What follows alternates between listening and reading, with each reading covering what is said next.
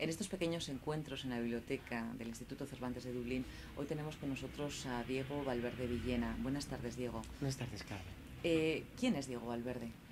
Bueno, preguntado así, te di la respuesta de corazón y profunda.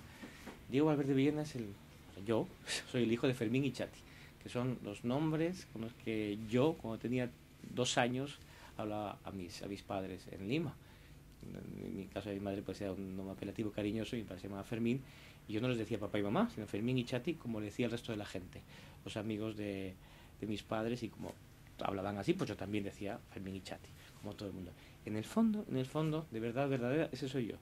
Exactamente, soy el hijo de Fermín y Chati, y todas las cosas que soy, que he sido y posiblemente que seré, vienen de ellos, de todo lo que he recibido de ellos, y todo estaba ya en origen ahí. Lo demás todo es expansión de lo que me han dado. Ese soy yo realmente. Explícanos un poco eso de un Orfeo criollo que decías en una entrevista. Bueno, estás En una refiriendo biografía, sí, sí. es un texto que además sé que lo tenéis aquí también en vuestra estupenda colección, por cierto, de la que os agradezco el trabajo que tenéis aquí de documentación, y en el Cervantes en general. Pues lo titulaba Soy un Orfeo criollo porque me gusta mucho la figura de Orfeo, me parece muy interesante. Es el emblema del artista, no solo el poeta, sino alguien que siempre está buscando algo que está un paso más allá y siempre está en el límite de desvanecerse. Y entre las cosas que busca, aparte del arte y la obra de arte, pues está la persona amada, está su amada. En general el mito acaba mal, pero gracias a Dios hay algunas versiones, una ópera, que acaba bien. Entonces yo estoy confiando en ser ese feo criollo en el que las cosas acaban bien. Y soy criollo porque soy de ahí, yo soy hijo de español y americana, en el caso de mi madre boliviana, de Potosí, nacido en América, en Lima. Entonces, definición así típica y de familia criolla también, entonces de libros, ¿no? Pues, hijo de españoles, nacido en América, y estoy muy encantado con eso. Siempre me he sentido un español de América, que es una manera muy bonita de ser español y de ser americano. Entonces tengo esas dos cosas. Gracias a Diego, Dios. perder la curiosidad es una forma de muerte. No sé si decirlo tan duramente, pero desde luego para mí la curiosidad es fundamental. La curiosidad como vicio es algo muy feo, pero como virtud es algo maravilloso. Y es algo que te permite estar siempre, no sé si tan fuerte lo de la muerte, pero sí te permite estar vivo. La curiosidad te permite, pues de algún modo no tener edad, siempre estar buscando cosas y siempre disfrutar de la vida. Creo que es muy importante lo de disfrutar de la vida. Y hay tantas cosas por ahí que tenemos y no nos damos cuenta, están al lado. Bueno, qué decir, aquí en una biblioteca donde mires hay maravillas, y una línea te puede cambiar la vida, te puede hacer que despiertes a muchas cosas. Creo que la curiosidad es algo importante. Una pasión. Es como si me preguntaras qué poema te gusta más, o qué poeta te gusta más, o qué canción, o qué música.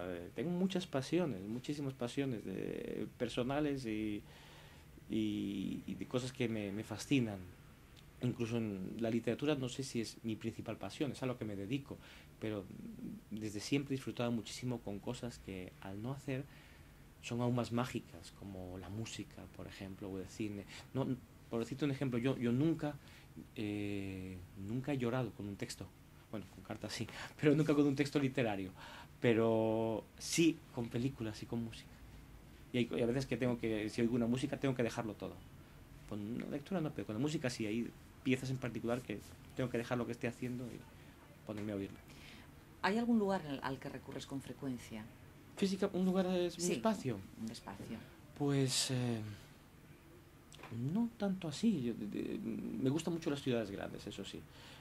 Nací en Lima, que ahora, cuando nací yo tenía 3 millones, ahora está con 10 millones. Vivo en Madrid, que también está simpática, con 4 millones, casi 5. Y en general soy bastante feliz en las ciudades grandes, pues, Berlín o París o Roma. Pero bueno, pues tampoco es tan importante. En el fondo es como el romancero. Allá se me ponga el soldo, tengo el amor. ¿El olvido es un ejercicio difícil?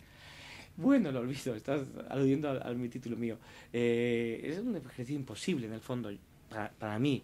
Veo luego que sale el olvido en dos títulos de libros míos, quizás porque es algo que no tengo. Tengo muchísima memoria, gracias a Dios, y la memoria es bagaje tuyo. Una persona que pierde la memoria no es nadie, no tienes recuerdos. Entonces, en mi caso sí, en mi caso es algo que no existe. Y tomo una cita de Borges en su poema Everness para ese libro. Dice, solo una cosa no hay, es el olvido. En mi caso, pues sí, en general eso es una carga muy constante de quién eres, ¿no? Un sueño. Uf, un sueño. Eh, hacer las cosas que tengo que hacer y poder ser digno de todas las cosas que me han llegado, de mis antepasados, ¿no? De todas las cosas que se me han dado de algún modo para que haga algo con ellas, ¿no? Intentar pues ser digno de eso. Digo, sería una pena tenerte aquí y no pedirte que leyeses algunos de tus poemas. Nos vas a leer 2 poemas, ¿nos puedes explicar cómo surgieron?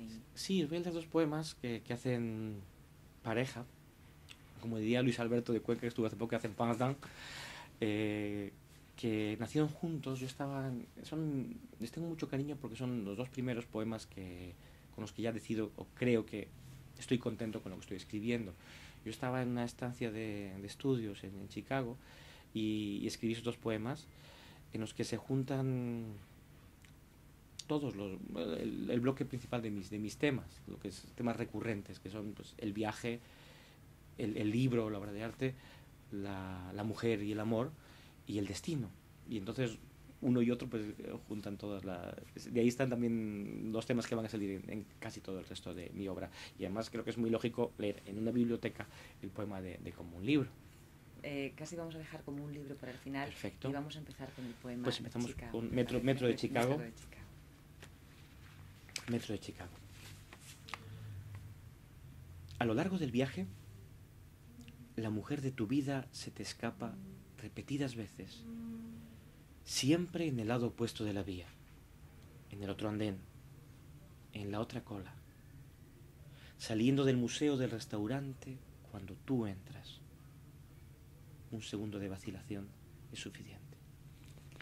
Es en el Metro de Chicago, y para acabar esta entrevista vamos a acabar como un libro que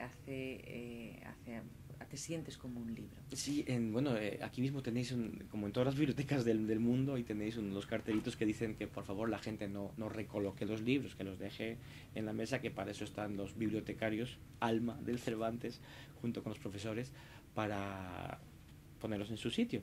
Y yo estaba en esa época en Chicago en una biblioteca que tenía por aquel entonces 7 millones de volúmenes. Entonces no se imagina que el libro mal colocado está perdido para los restos. Entonces, pensando en esa idea del pobre libro perdido y cómo se reencontraría o se recuperaría, pues escribí Como un libro. Perdido, abandonado entre filas extrañas, rehén de congéneres fortuitos que entienden otro idioma, víctima del azar, de un bibliotecario burlón o una mano inexperta, solo y soslayado, hasta que alguien me encuentre. Pues con este verso precioso, hasta que alguien nos encuentre, te vamos a decir adiós y muchísimas gracias por estar con nosotros. Muchísimas gracias a ti, Carmen, y por supuesto a todo el personal del Cervantes de Dublín, un sitio maravilloso. Hasta siempre.